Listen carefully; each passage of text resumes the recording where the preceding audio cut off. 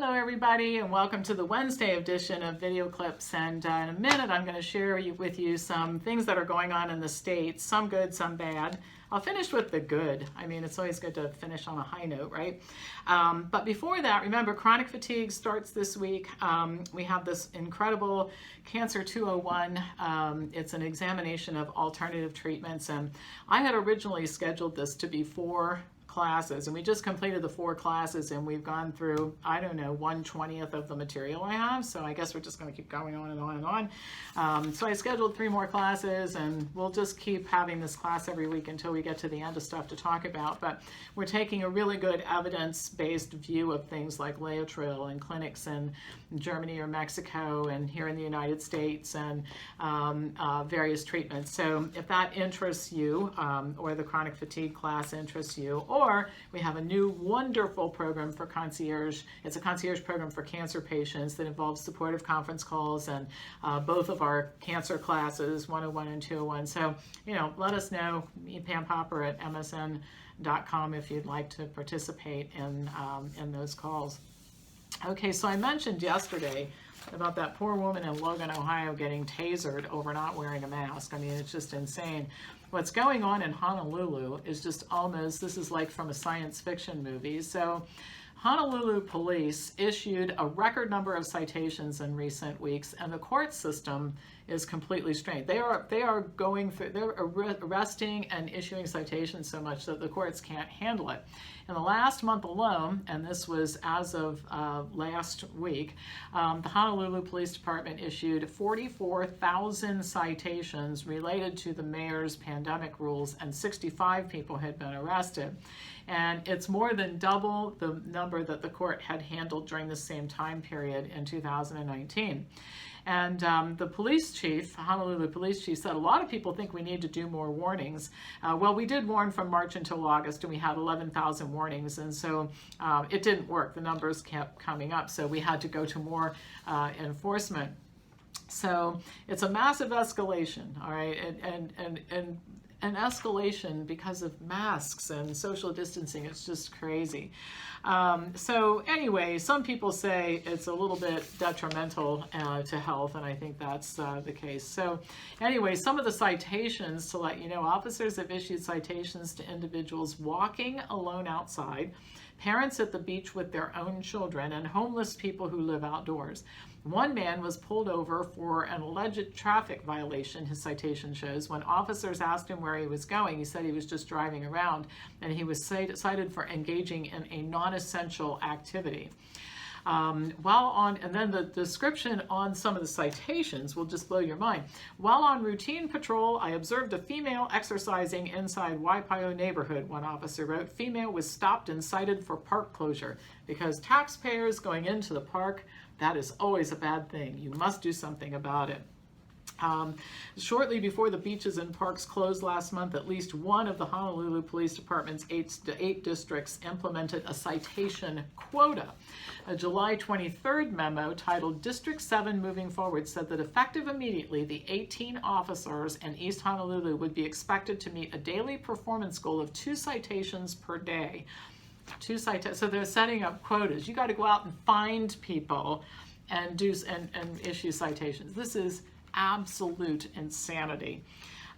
So anyway, it's just each district commander has expectations of the officers under his or her command, and the District 7 command staff stated its expectations in several areas, including promoting public safety through proactive patrol and enforcement.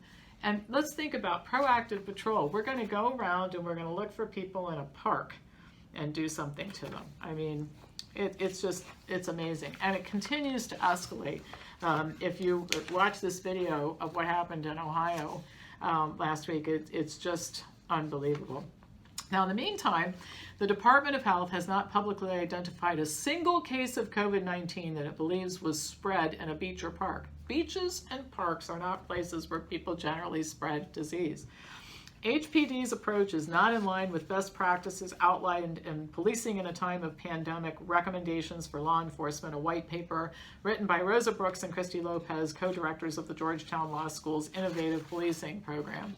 And so, they're violating, not only are they violating people's constitutional rights and civil rights, they're violating the rules of law enforcement that they would normally practice under any other circumstance except for this. And it's just despicable. According to the court, hundreds of these cases have been dismissed, which must mean that there are many judges who are saying this is ridiculous. I mean, it's good. It restores my faith in humanity when I see sheriffs who say, I'm not enforcing it. Policemen who say, we're not going to do that. Judges who say, I'm throwing the stuff out. These are people who are willing to put their reputations and their jobs on the line sometimes to do the right thing, and I think we need to show appreciation for them. So it says the flurry of new cases is overwhelming the Honolulu prosecuting attorney's office, according to Brooks Bear, who put the blame on rule breakers. Okay, so it's because people are bad and they won't follow directions. And that in itself should be a message to the government. I mean, the government works for the people, and when you have this much massive disobedience, wouldn't that be a sign that maybe you're not doing what the public wants anymore? The idea that we're under their jurisdiction, like they're the emperors and empresses and kings and queens, this is absolutely the opposite of what our country is supposed to be all about. So anyway, some people are pleading guilty just to get a lesser charge, and the money goes to the state's general fund. And I think that's probably what a lot of this is all about. I know that our emperor here let it slip one day that all these isolation camps that he's built, he gets reimbursed every time he sticks somebody in one. So tremendous incentive to do the wrong things, and that's a big problem. All right, so let's talk about some good news. I'm not visiting Honolulu anytime soon, and the airlines have become so ridiculous. I'm not flying on a plane anytime soon either. It's just, I'm not going to do it. So let's talk about good news now. So in North Carolina, a federal judge issued a temporary restraining order preventing the enforcement of the Emperor Cooper's executive orders that restrict church worship in North Carolina. A group founded by pastors and churches sued Cooper over his executive orders, saying that they violate the Constitution. So, U.S. District Court Judge James Deaver heard arguments, and Saturday the judge said the plaintiffs are likely to succeed on the merits of their free exercise claim concerning the Assembly for Religious Worship provisions in Executive Order 138, and they will suffer irreparable harm absent a temporary restraining order, that the equities tip in their favor, and a temporary restraining order is in the public interest.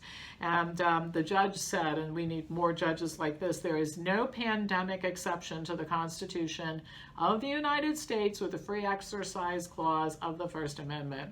And then, and I've got some really good news from Pennsylvania. So the Emperor Tom Wolfe, who just look him up on the internet, just get a good look at this guy, and you'll be really happy about what I'm going to tell you.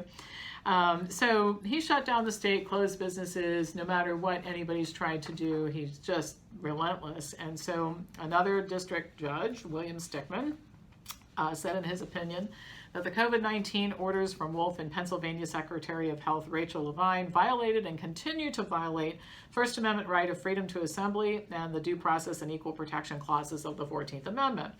And they say that all of the lockdowns and all of the restrictions that were put in place by the government were undertaken with the good intention of addressing a public health emergency, but even in an emergency, the authority of government is not unfettered. Woohoo, right? And so the solution, he goes on to write, the solution to a national crisis can never be permitted to supersede the commitment to individual liberty that stands as the foundation of the American experiment. Now, as you might imagine, as soon as the decision was issued, then the Emperor Wolfe, the little poppycock that he is, he says, well, I'm going to appeal, of course, because, you know, when you haven't had any authority or done anything good in your life and you suddenly find yourself the king of the world, well, the king of Pennsylvania anyway, you're not going to let anybody take your power away. So he decided to appeal, and he did. And this is where it gets really, really good. So a federal judge denied his request for a stay. So he's allowed to appeal. But what Wolf tried to do was have a stay on the lower court's, the other judge's orders, so that he could continue his restrictions while the thing moved through the court. And the judge said, not so much. So the judge said the main issue is when he was basically saying no, he didn't call him Emperor Wolf, but I do. So when he was talking to the emperor, he said that he didn't say that the First Amendment. He said the First Amendment does not allow specific caps on some gatherings while imposing a limitation on general occupancy in other gatherings. The judge said the administration did not proffer any evidence to differentiate between gatherings governed by specific numeric limitations and gatherings governed by occupancy limitations. He's not convinced that defendants will be harmed if a stay is not imposed. He said that nobody explained why hundreds may gather indoors to shop. The larger the facility, the more people permitted. Dozens may dine in a restaurant. The larger the restaurant, the more you can have, but no more than 25 can attend an indoor lecture, a speech, or a wedding. The governor's restrictions had limited outdoor gatherings to 250 people or less and indoor to 25 or less. As an example of the disparities pointed out, the judge said the administration entered into an agreement with a car show in Carlisle by allowing the event to proceed with indoor occupancy of the lesser of 250 people or 50% of the building's occupancy capacity. This limit is 10 times higher than the 25-person cap on gatherings such as weddings, which is completely arbitrary. And I think that's what's so frustrating. You know, if there was really a pandemic, and what we were being told to do made sense, I'd comply. But how do you make sense of this nonsense I'm telling you here? Lawyers for the plaintiffs said the Wolf administration has failed to establish any of the 4 elements required to stay the court order. And one was that they would most likely win on appeal. And the very important thing about what this judge decided is that Wolf is free, the Emperor Wolf is free to appeal. That he gets to do. The judge is basically saying, you're probably not going to win. So since I look at this and you're probably not going to win, I'm not going to let you have a stay. So life in Pennsylvania, a lot of it is going to start going back to normal. And not everything, but a lot, and he's probably going to lose. I mean, I don't think judges make those kinds of comments irresponsibly. So anyhow, I think this is good news. And one of the good things that's happening with some of these cases right now is they're precedent-setting cases that can be used as other cases are filed. And I think what we've seen is, and I've said this a lot of times, here's what's been going on in my head. I try to share with you what goes on in my head to the extent that it might be helpful. So I've always thought this was going to have a happy ending. And a happy ending means that we will make good things happen at the end, okay? We have to be the happy ending. We've got to work hard at that. I have a lot of ideas about that. However, every week, while I'm thinking it's going to be okay sometime out there, I felt like we were sinking further and further into the abyss with more restrictions and more stupidity and more like what I told you about in Honolulu. This, for the first time about 3 weeks ago, I started feeling like we're coming out now. We hit the bottom. And it is going to come out okay, and it's not going to be a straight line to the top because we're dealing with criminals and despots, and they're not going to give up their power easily. But I really do think we're going to come out okay, and we're starting that trajectory up. So it's going to get better. It is going to get better. It is better. This is better, right? And I'll tell you another thing too, is as these cases become public, it is going to get harder and harder and harder for the emperors and empresses and kings and queens to continue to enforce this behavior, these restrictions, because people will be saying, listen, 20 miles away from me in another state, this isn't even going on anymore. And we may end up with some massive civil disobedience. I can think of a whole lot of ways that this all sorts itself out. Let's hope it's peaceful. Anyhow, that's what's going on in the States. And most of it was actually pretty good. Okay, listen, that's all for today. As usual, pass this on to people who you think want to learn the truth about this whole issue. My email address is pampopper@msn.com. Remember, all the forbidden news is in the newsletter. So if you want to subscribe to the newsletter, we put all the stuff there we can't talk about here. All right, thank you for watching. I'll be back to you tomorrow with more news.